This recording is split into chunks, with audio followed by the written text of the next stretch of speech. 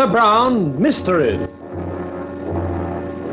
Adventures in excitement and suspense, based on the best-selling novels by the slick storytelling sensation, Carter Brown.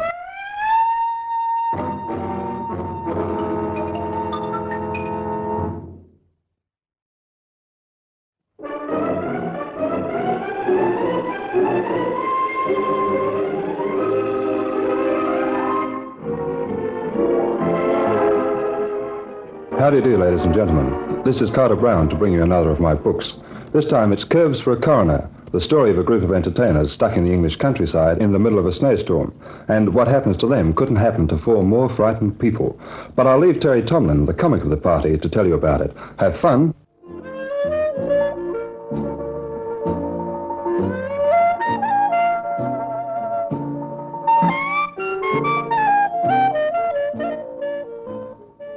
There'll always be an England. That's what the song says. And as long as there's England, there'll be wind and snow. There were four of us. Walt Lund, Kate Germain, June Sherman and me. Terry Tomlin, the funny man of Fulham. Not to mention Harry, the driver of the bus who was taking us from our last date to our next. We were the only passengers. Who else but four hard-working performers would be travelling on a night like that? The only trouble was that the bus made a T-model Ford look like the newest thing in cars. And on top of that, it was blowing and snowing. In theatrical circles, our act was known as Four for Frivolity. At the moment, it looked like being renamed Four for Freezing. How long till we get to Exeter? If we don't get there quick, I'm going to do my celebrated imitation of the abdominal snow woman. Here, Kate, you stick to your singing. I'm the comic with this lot. Ha ha. If you were, Mr. Tomlin, we'd have had more than 18 seats filled at the scene of our last disaster. The past, Walt, is past. We should look forward to the future. Future?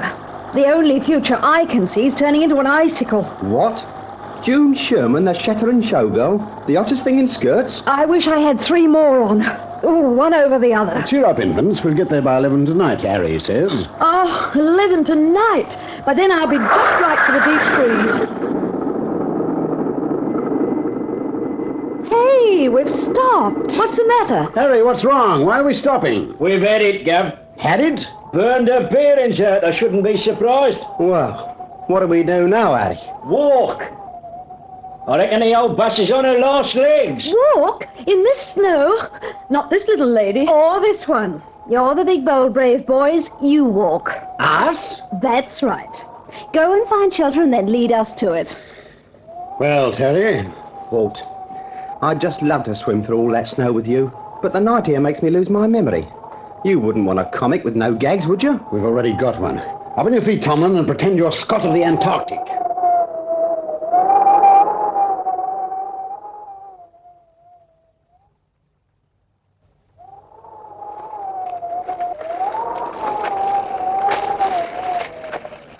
Walt, where are we? About a mile or so down the road, I suppose. What road? We must be on the road. Walt, I have to break this to you gently. Look around. Snow as far as the eye can reach. How can you tell if we're on a road or not? You mean you think we're lost? Oh, I hate bus drivers. What in thunder's that got to do with it? I'm just thinking of Harry sitting back there, wherever it is, in the bus with the girls. Would he come with us? Oh, no. Oh, no! That's what I said. I wasn't playing Echo, you nitwit. I just saw something. Look! A house. Unless it's a mirage. Come on. That's not a house. That's a castle. Complete with moat and drawbridge. Tomlin, let us storm the fortress.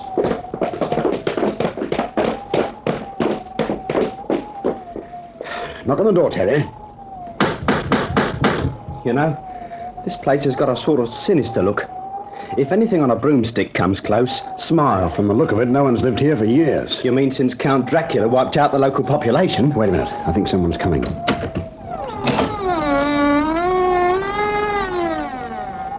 Yes. Ah! What's the matter with you, Terry? Oh, can't you see? Boris Karloff. Don't be stupid. Look, we're sorry to worry you, but our bus has broken down and we're stranded. Why call here? Because this is the first house we've come across. Back there is a bus with two women and a man in it. You wouldn't let them spend the night there and freeze to death, would you? Very well. Come in and speak to the master.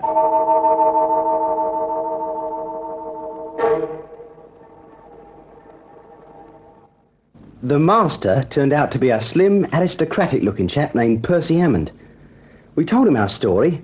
He looked interested when we mentioned the two girls, and then insisted that we stay in the drawing room by the roaring log fire while he and his butler, who was called Rogers, went to rescue Kate, June and Harry. Walt and I thawed out with the help of the flames and a drop from a bottle provided for us. We were just feeling nice and comfortable when we heard it. Blimey, Charlie. My name's Walt.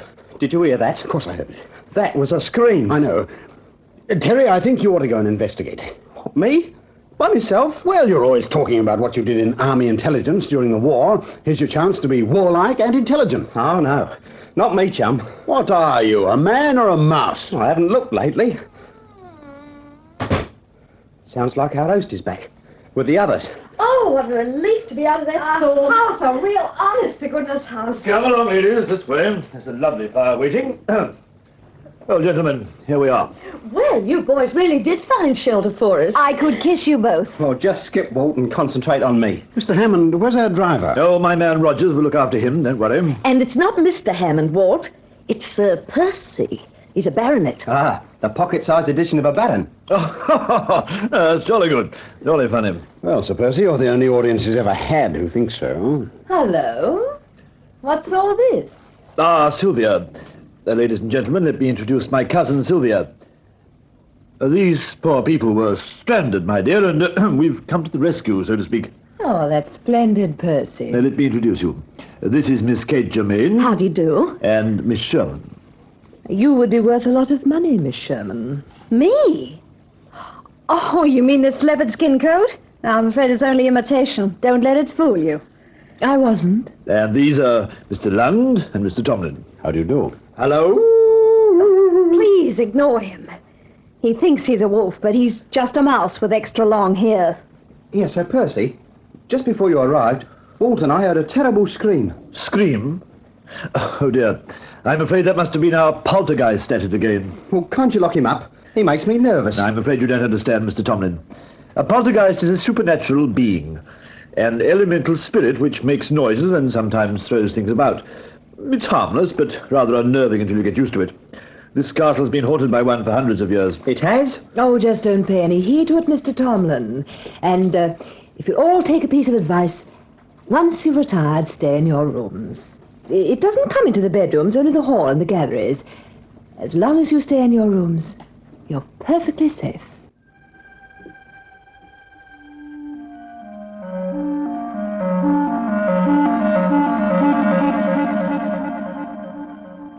After a few drinks and the promise of some food, everyone got a lot happier. So Percy and Sylvia went off to see about our rooms. Ah, she was quite a girl, that Sylvia. A brunette to make dreams with. Every time she took a breath, I thought her dress must have had the strength of tensile steel. I left them talking in the drawing room and took a look around the hall, where I bumped into our driver, Harry. Hello, Gav. What are you doing out here, Harry? Come inside where the fire is. Nah, not me, Gav. I don't like this place. Gives me the creeps. I look at this hall with all them suits of armour standing down. They look like people, they do. Fair gives me the horrors. I'd have stayed with the old bus, I would, if I'd have known what this place was like. Oh, it's only till morning. How are they treating you? Oh, all right. But that there butler Rogers, proper twerp he is. Looks like a funeral just leaving the house. Come in and have a drink. No, thanks. I'll wait till old Rogers has finished fixing the eats. He says there'll be some left over for me. Reckons he might even find a bottle of beer too. Hey, there's an idea. Why didn't little Harry think of it before? Think of what? Old place like this. Only one spot they keep the liquor, eh? Oh, you mean the cellar? That's right, Gov. I reckon little Harry might take a quiet walk around downstairs, like, eh? Well, don't walk into the moat. Don't worry, Gov. Little Harry knows how to look after himself. I left Harry to pursue his quest and rejoined the others. Shortly afterwards, we all moved to the dining room for what you might describe as a playful meal. Kate was making a play for Sir Percy, and I was thinking of a game or two to play with the smashing Sylvia. Why are you looking at me like that, Mr. Tomlin? I was just steeping myself in the liquid beauty of your eyes, Sylvia. Why is it? This magnetism that passes between us. What have I got that attracts you so much? A bird brain. Ah, now it's no use trying to resist me. You're fascinated. Admit it. Like a rabbit by a rattlesnake. Lord preserve us! What was that? Oh, I'm afraid the poltergeist is working overtime tonight. I am really most terribly sorry, everyone. Please try to ignore it. Ignore it. Ignore a disembodied scream around the place? Well, I think we should, as Sir Percy says. After all, everybody knows old places have peculiarities. Like old comedians. I'm 32. That's what I mean. Please, everyone, go on with your meal. Rogers, pour another glass of wine for our guests.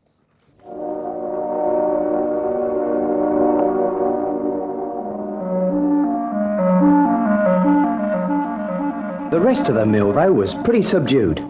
And not long after, Sir Percy and Sylvia showed us to our rooms. Walt and I were sharing, and he wasn't in bed 2 minutes before his distinctly untuneful snores was throbbing through the room. I lay awake. I couldn't do anything else with Walt imitating a threshing machine.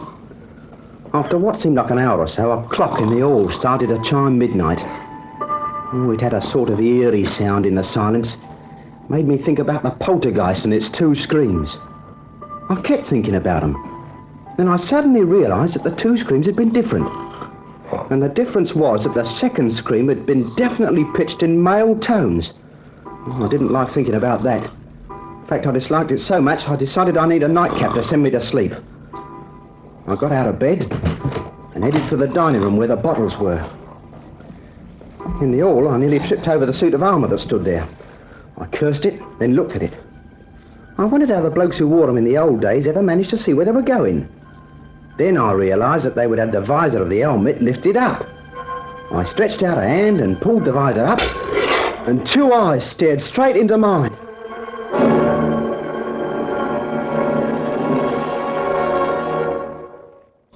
Walt, wake up. What's the matter? Walt. Terry, what's wrong? Walt, I just found the second scream, the male one. It's wearing a suit of armour. What are you talking about? A corpse. A corpse which is using the suit of armour at the foot of the stairs. Don't tell me that corpse looks like a poltergeist. No. It looks remarkably like a bus driver by the name of Harry.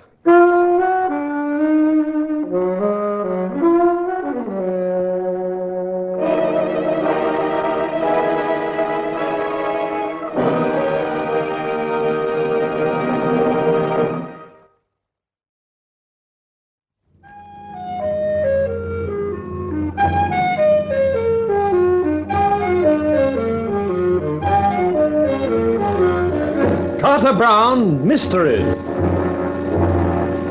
Adventures in excitement and suspense, based on the best-selling novels by the slick storytelling sensation, Carter Brown.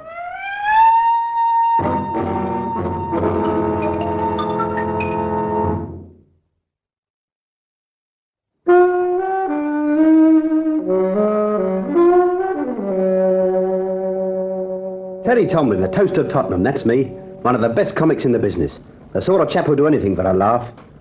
But I wasn't laughing now.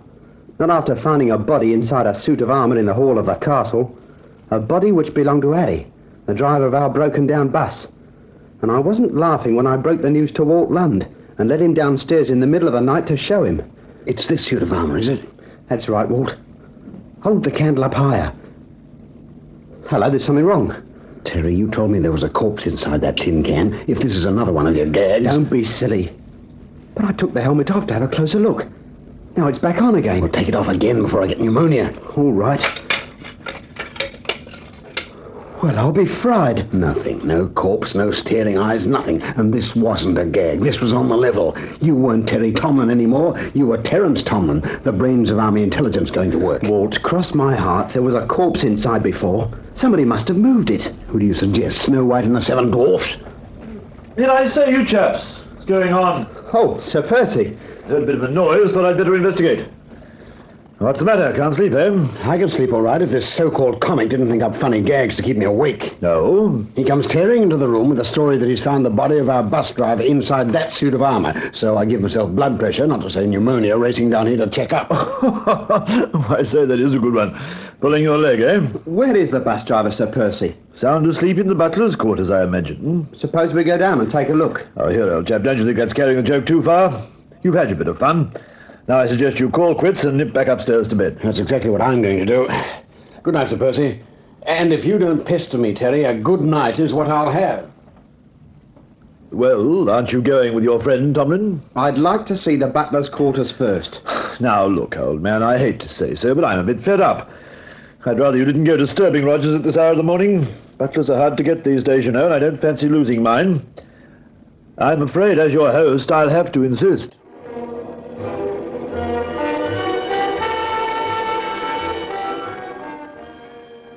He stood there watching me go up the stairs and didn't move until I'd turned at the top and headed for my room. Just as I reached for the doorknob, a thought struck me. It hurt too. Sorry, can't resist a gag. But I suddenly realised that under his dressing gown, Sir Percy had on not pyjamas, but shirt and trousers. Ah, so you decided to be reasonable and come to bed, have you? Walt, listen. Did you notice that Hammond was fully dressed under his dressing gown? And what about it? Well, what's he doing still dressed at this time of night when everybody else is sound asleep, or ought to be? Maybe he's got insomnia. Or maybe he's got ideas. That's just it.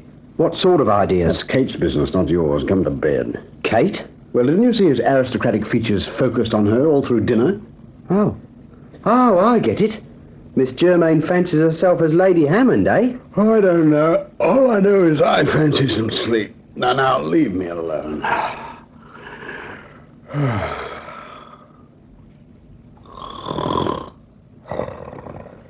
He started up his own personal pneumatic drill again, and I knew I had no hope of falling off. So I lay in the darkness thinking about the body and the armour and its disappearing trick. And finally I decided that since I wasn't going to get any sleep, I might as well nose around a bit.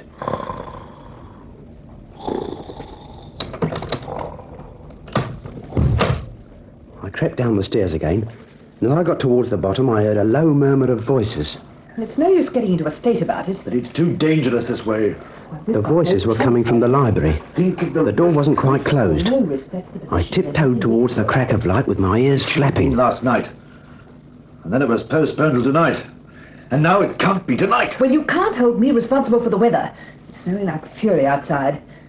Can't see a hand in front of her face. It'd be suicide to try it. I recognised the voices. Sylvia and Sir Percy. No, we'll just have... But they might as well have been talking Chinese for all the sense they made. Daylight. I moved a bit closer to the door in the hope of seeing something that would throw some light on the subject. And then the light broke. Right on my head, from behind me. I felt myself sinking into a soft, spongy darkness.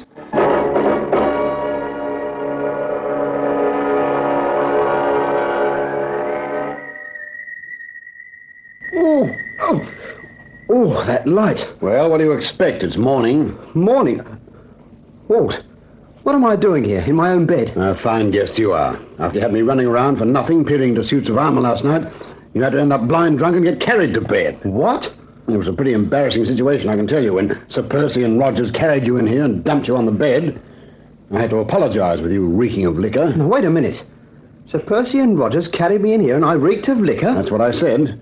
For goodness sake, cut out the funny business and behave yourself. We're guests here, remember? Now, I'm going down to breakfast.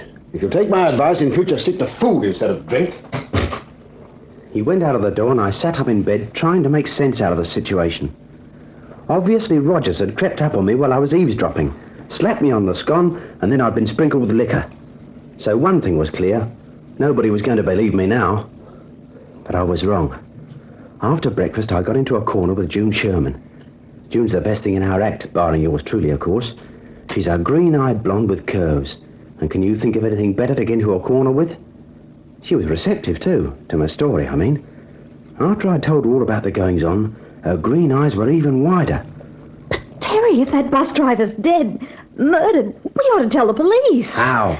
There's no phone to my knowledge, and the snowstorm's still raging. In any case, we haven't any proof. To cry murder, you've got to produce a corpse. Yes, and the corpse has vanished. All we can do is to try and find out what's going on. I'd like a chance of seeing all over the castle. The only reason the bus driver could have been killed would be because he saw something he shouldn't. Wait a minute. I remember. He said he was going to have a look in the cellar to see if he could find any liquor down there. Then what we've got to do is find the cellar. It's not as simple as that. That's what Harry did. And look what happened to him. Hey, you two, come on, we're waiting for you. What for? We're having a meeting in the library. Come on, shake it up. All right, we're coming. Not a word to Bessie about this, June. Nobody told me anything about a meeting. What are we going to do, elect the poltergeist of the year? All right, kids, we're all here. And our good host, Sir Percy Hammond, has a few words to say. Well, the situation is this. We are about 7 miles from the village, and the snow is still thick outside. And my suggestion is that we put you good people up here again today and tonight. Then, tomorrow morning, I have to send Rogers to the village, and he can phone Exeter and see if he can arrange transport for you. I admit our accommodation isn't in the luxury class, but we'll do our best. Well, personally, I think it's the most generous offer, and I'm sure all the rest of us feel the same way, eh? There's one person who's not here to give his opinion. Oh? Who's that, Mr. Tomlin? His name's Harry, the bus driver, remember? I'd like to hear what he thinks about it. Well, that's right. He'd know more about our chances of getting a bus from Exeter than anyone else, wouldn't he? Where is he? I haven't seen him since we arrived. Rogers has been taking good care of him. He's been in the servants' quarters. Well, don't you think we ought to have him up here to see what he's got to say? Yes, of course, that's a splendid idea. Then it will set everyone's mind at rest. Percy, why don't you go and tell Rogers to bring him here? Certainly, Sylvia. Only too glad to keep everyone happy. Oh, don't go away, people. I shan't be long. I hope that will satisfy you, Mr. Tomlin. Oh, it will, once I see Harry. Hello. I've run out of cigarettes. Before the bus driver turns up, I'll just nip upstairs. I've got another pack in my overcoat. There are plenty of cigarettes here, Mr. Tomlin. Oh, I prefer my own brand, if you don't mind. Terry, do you think you could bring me my cardigan? I'm feeling rather cold. Oh, don't bother. You'll never find it. I'll come up with you and get it myself. Terry, what are you up to? I thought you might want me to come with you. That's why I made that excuse about the cardigan. Oh, quick thinking, Junie. You're not really going after cigarettes, are you? No. But I thought while Sir Percy's gone to the servants' quarters, this might be a good time to try and get a look at the cellar. Come on.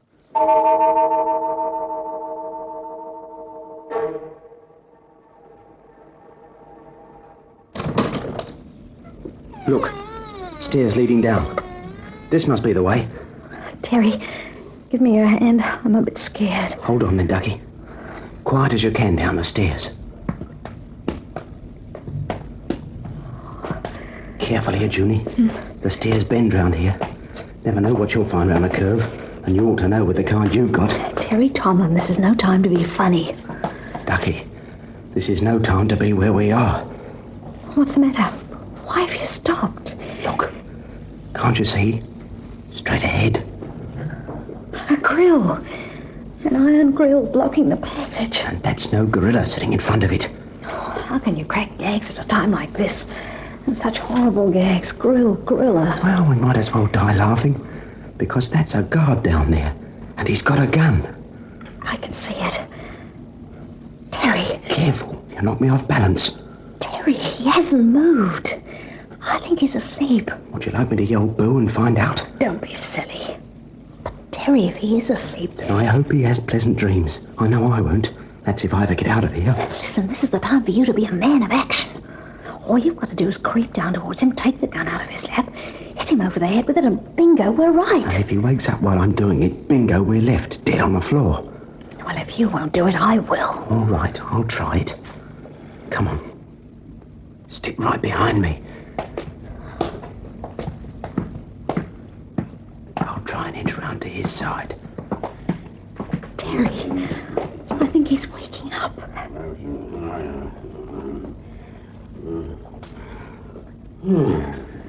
He's gone off again. Slowly does it now.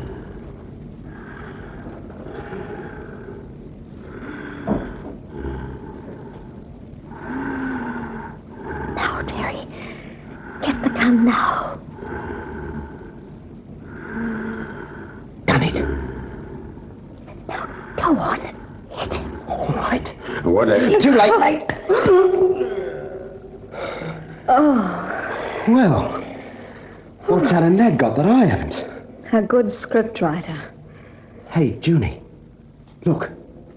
The keys are in the grill. So all we've got to do is open it, and we'll find out what's the secret in the cellar. Oh, Terry, what was that? That's what Walt and I heard when we first arrived here. What they said was the poltergeist. But if that's a poltergeist, I'm Prince Ali Khan. That's a girl's voice.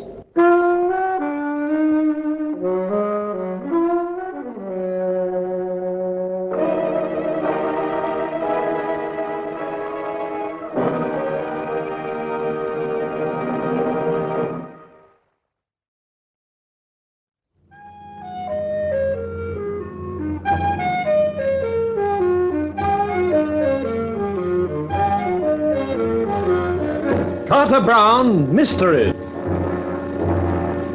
Adventures in excitement and suspense, based on the best-selling novels by the slick storytelling sensation, Carter Brown.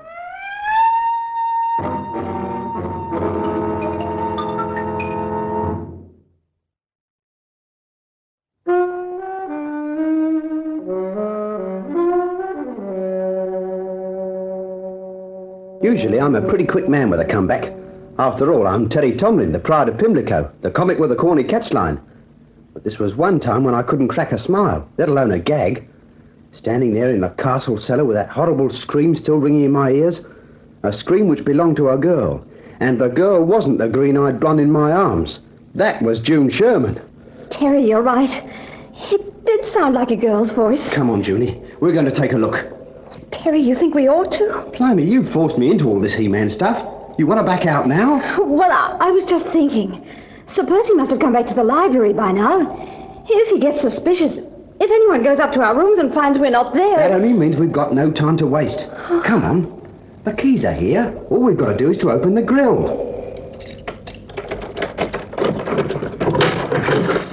Like that. Now we'll take the bunch of keys with us and forward, stalwart Sherman.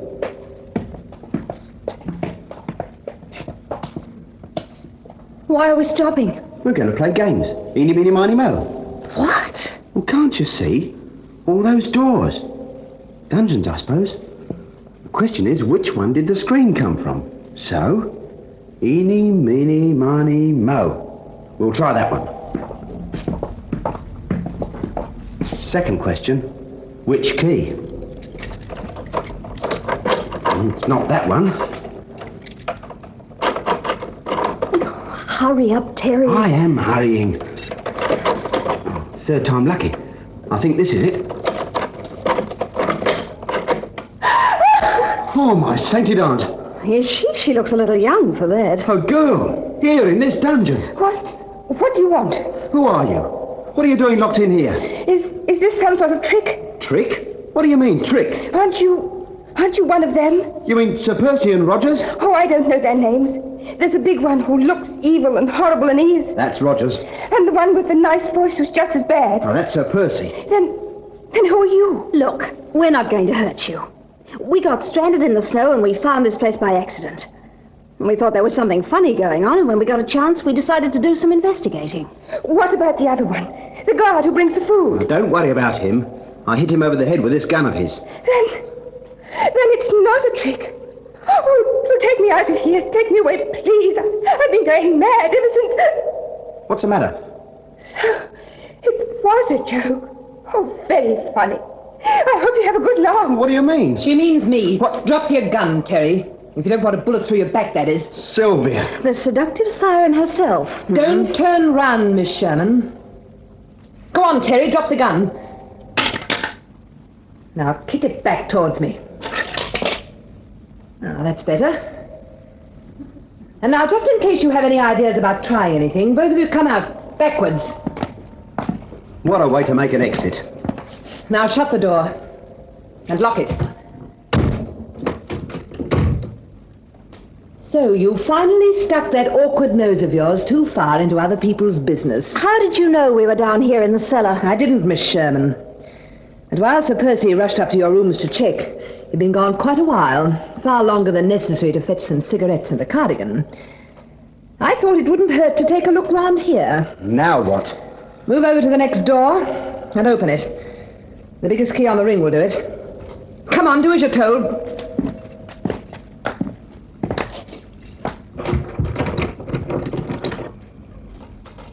These will be your quarters for the time being. Inside, please. Both of you.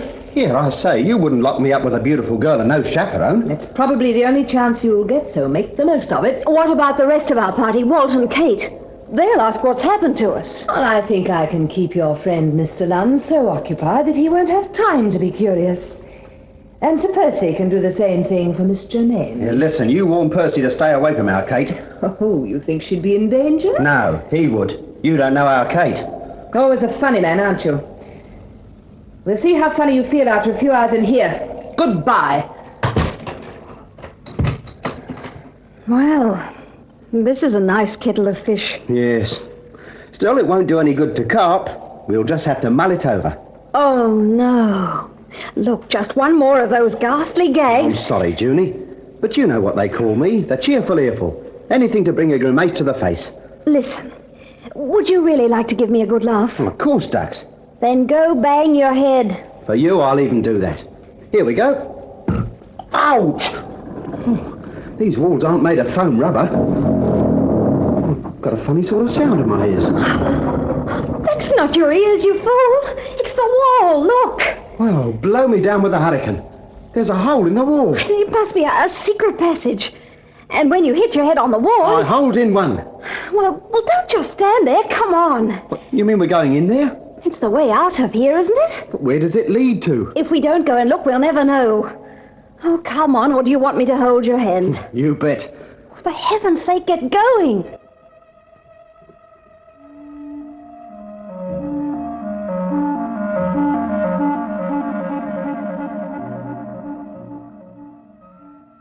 We crept along the passage in darkness and silence.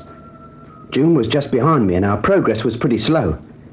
We seemed to be going up a gradual slope, and as we went I was puzzling over in my mind by what it all meant. The girl kept imprisoned in the dungeon, the armed guard, and especially that conversation I'd overheard between Sylvia and Sir Percy about the risk they were taking. Then suddenly, June dug me in the ribs. Terry, What? look, up ahead. Some sort of light. Yes, 2 pinpoints of light. Come on. There's a wall here. I can feel it. And those are 2 holes in the wall that the light's coming through. Terry, I think you can get your eyes to those holes if you just bend down a bit. Right. Well, I'll be... What is it? I can see into a room. It must be Kate's room because I can see her. And she's got a visitor. Who? Sir Percy Hammond, armed with a bottle of champagne. He's not losing any time, apparently.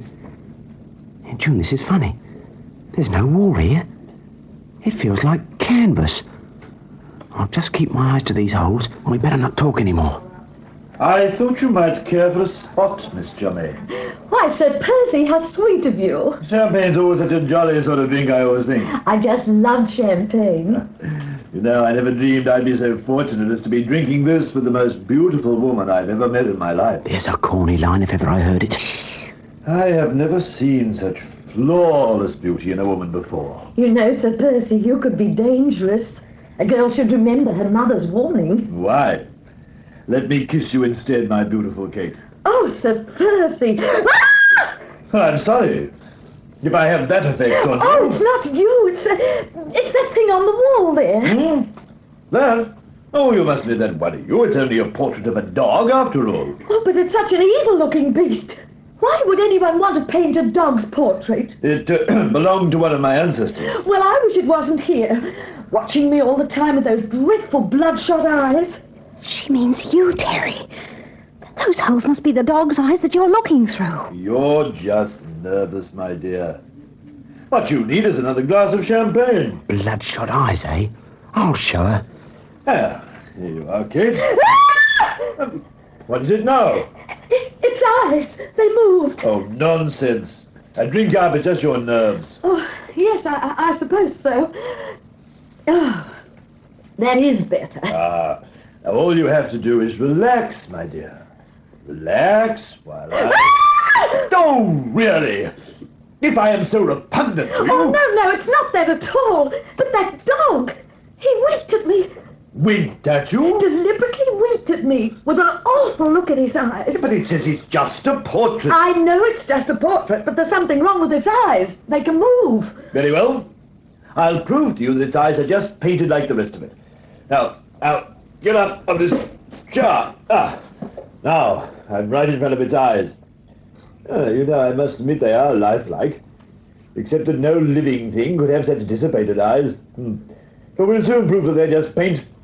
I'll give them a sharp jab with my 2 fingers. There. Ow! What's the matter? It bit me. Something bit me. I'm falling. Help! I'm going too! What on earth? Oh! Thanks for breaking my fall, Sir Percy. Terry Tomlin. Oh, can't move. Winded. Fine way to break into a girl's room and throw a picture on the wall. Jump down, Junie. I'll catch you. Right, coming. Oh, got you. Well, hello, Kate. What are you two doing in here? How did you get there behind the picture?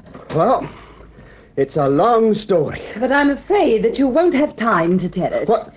Oh, Sylvia, not you again. And not alone. Come in, Rogers. Do you take your wolfman everywhere with you? Now, you won't be so cheerful after he's finished with you, Mr. Terry Houdini Tomlin. In fact, you just won't be. You're going to join the late lamented bus driver whom you were so concerned about. Rogers, take him away and get rid of him. Once and for all. It will be a pleasure.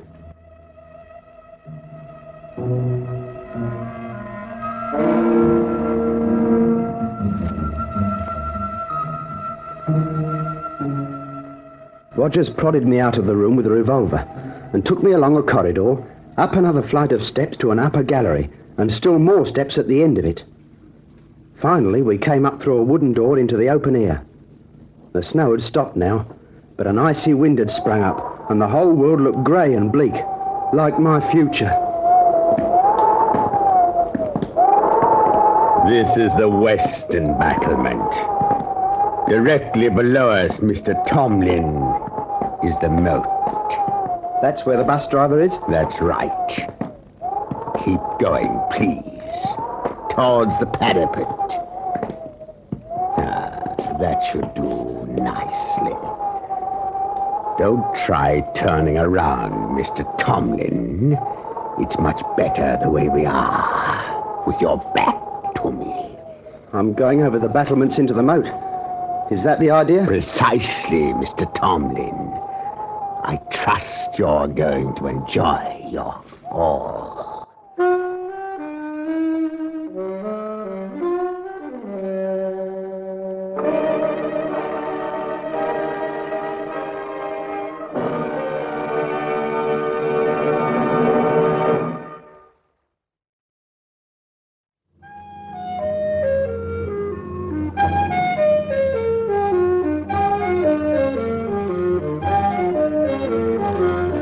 Carter Brown Mysteries. Adventures in excitement and suspense, based on the best-selling novels by the slick storytelling sensation, Carter Brown.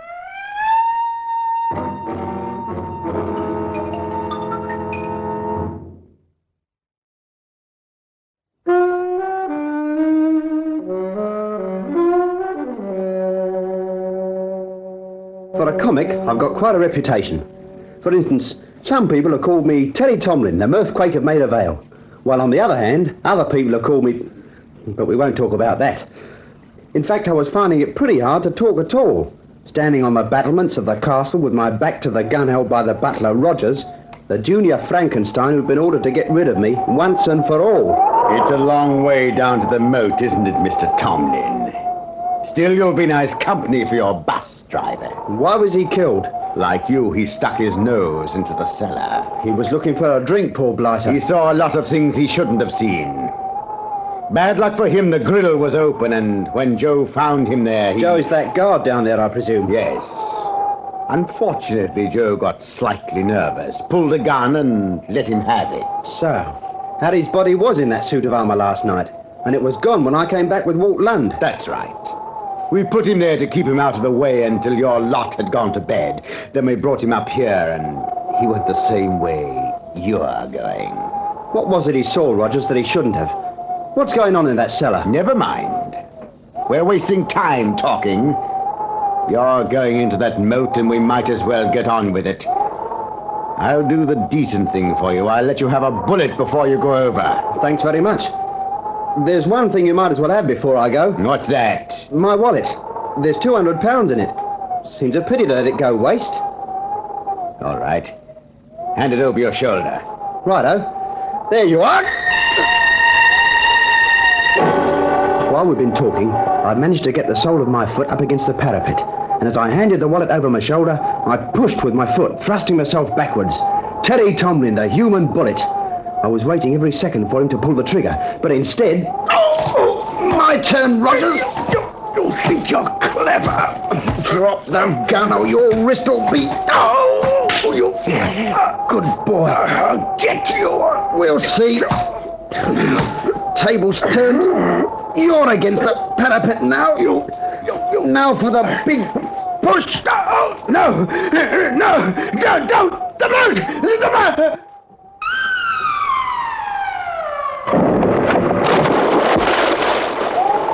I shivered, and it wasn't only because of the wind. I looked down at the subsiding water of the moat and realised that if I hadn't caught hold of the parapet just in time, I'd have gone over with him. Then I picked up my gun and made my way down into the castle. As I came into the upper gallery, I saw something about 100 yards ahead of me.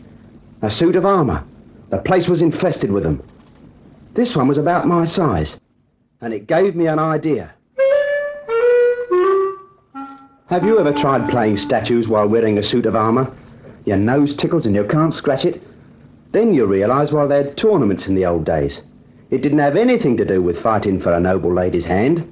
They fought to get rid of the bad temper that wearing a suit of armour gave them. I managed to clank my way down into the hall without being seen, when I suddenly heard voices. I froze into my best pose. Have you seen Rogers? No. Why, what are you worrying about, Sylvia? He seems to have been gone a long time. Oh, nonsense. Your nerves are running away with you. What about those two girls, the Mrs. Germain and Sherman? All taken care of. They're occupying another of those convenient dungeons in the cellar. And Joe's on guard properly this time. He'd better be, the idiot. Fancy going to sleep and letting that tomfool Tomlin knock him out and get into one of the dungeons. Yes, it was unfortunate, but it's all right now. Mr. Tomlin won't do any more spying. Well, what about the other man, Walt Lund? If he starts asking questions... We'll just tell him that Tomlin and the two girls have gone for a walk, now that the snow's stopped. Well, thank heavens it has. That means we can get down to the yacht. I better start things moving. And when Rogers comes down, tell him we're leaving. He and Joe can get our guests ready. Through the slits in the visor of my helmet, I watched Sylvia depart. In spite of everything, it was a pleasure to see her hip action. When she disappeared from view, Sir Percy made a move, away from me. This wasn't what I wanted. Murderer! Insult to the name of Hammond! What the... Who said that? Smear the illustrious name of Hammond, spawn of evil! But the suit of armour, it came from there. That's right! Ah! I don't believe it. I'm going crazy. I could have sworn I saw that suit of armour hit Sir Percy on the head. That's right, Walt. I spoke. Walt, don't be stupid. It's me, Teddy Tomlin. Inside the armour? Of course. Lift up the visor. Peekaboo. What are you doing in there? Is this another of your gags? No gag, Walt. There's some very suspicious goings-on going on here. You're telling me. A few minutes ago I heard that poltergeist scream again. That was no poltergeist. That was the butler. Hey? Oh, no time to explain. We've got to get down to the cellar. Follow me. On the way down, I had Walt take one of my gauntlets off, and I undid the breastplate to get at the gun I'd got from Rogers. Then I did the breastplate up again. As we got to the steps leading down to the cellar, Walt couldn't control his impatience. Terry, what's this all about? What's happening? You'll find out. Now keep behind me, Walt. Then if there's any shooting, we'll both be protected by the armour. Shooting? Quiet as you can now.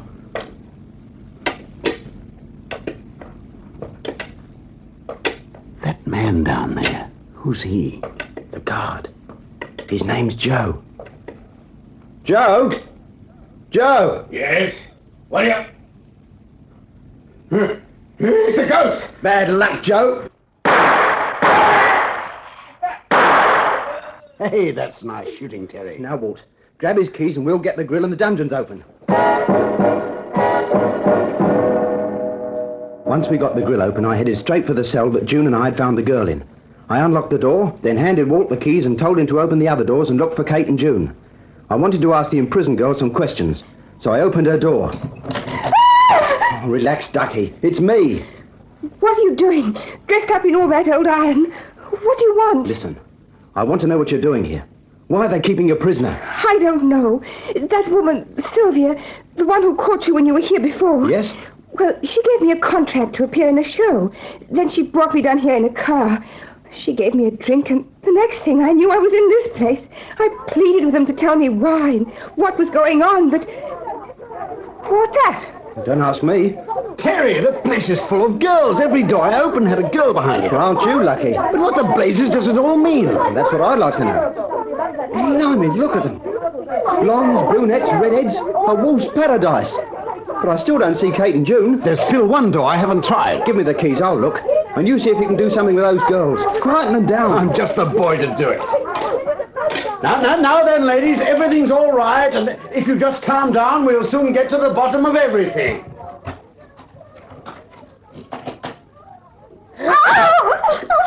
June, what is it? It's a zombie, one of the walking dead. Don't be silly. It's me, Terry. I was right the first time. Terry. Oh, Terry, you found us. You saved us. Oh, you're wonderful, and you look so handsome in that suit of armor. You look a perfect knight. You mean a perfect fright? Terry, I thought they'd killed you. They had a good try. What was all that noise out there? Sounded like a lot of women. That's what it was. You two weren't the only girls they dumped in a dungeon. You mean there were others besides that girl we spoke to? A lot of others. Terry! What's the matter, Wolf? All those girls too much for you? Terry, it's Sylvia. Hey, I've forgotten all about her. She appeared at the top of the cellar steps, and then when she saw all the girls and me, she turned back into the castle. She's got a gun. I'm going after her. I owe that girl a thing or two. So do I. I'm coming with you. Don't be silly, Julie.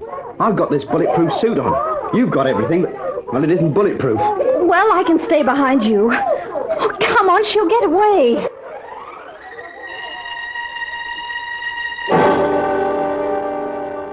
Now, you keep behind me, Junie. Don't worry. I am. I can't see anyone in the hall here, but then she might be anywhere. It's a big place. I'll move slowly. You follow in my footsteps. All right. I wonder where she can be. What's the matter? Terry, I know where she is. You do? Where? Right behind me. With a gun in my back. What? That's right, Terry. Don't move, or your girlfriend gets it. Well, where did you spring from? I was inside the door of the room you just passed. I let you get ahead of me. Then all I had to do was creep up behind your lady love. Yes, I get the picture. Just answer me one question. What are all those girls doing in the dungeons? An old-fashioned racket. In the years gone by, before the war, Buenos Aires used to be the markets. But now there are markets much nearer home. North Africa is one of them. Markets for what? Girls, of course. So that's it. White slavery. You could call it that. Now, don't try anything. I've got this gun right against Miss Sherman's pretty spine. So that's what you meant when you first saw me. You said you'd be worth a lot of money. I thought you were making a crack about my leopard skin coat. And you will be worth a lot of money, too. I know someone who'll pay a very good price for you. Well, I suppose in a way it's a compliment. Of course. And that's a very sensible way to look at it. Oh, I'm always sensible. Good go, Julie. Julie, you all right? Here, I'll help you up. That was really smart, keeping her talking and then suddenly dropping to the floor. What about her? Out cold. Soon as she dropped, I dived for her. My helmet and her chin met. Result, a spread eagle Sylvia. Nice timing. Which is more than I can usually say for your gags. Well, is that any reward for all my efforts? If you want a reward, you'll have to take that helmet off. No sooner said than done. Now, just bend forward. Phew. I'm glad I've got the rest of my armor on. Why, Terry? If that's a sample of your kissing, I'll need protection.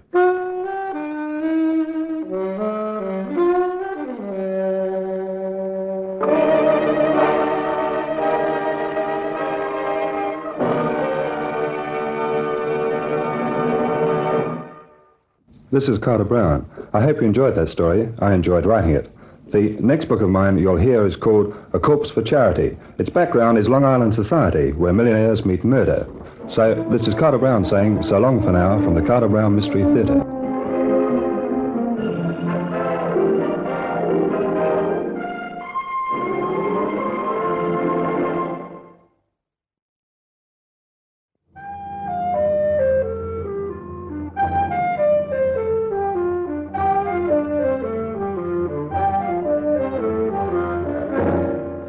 Curves for a Coroner, you heard Myrna Dodd as June Sherman, and as Terry Tomlin, you heard our star, Anthony Wager. The Carter Brown Mystery Theatre, based on the best-selling novels by Carter Brown, is dramatized and directed by Maurice Travers for Grace Gibson Radio Production.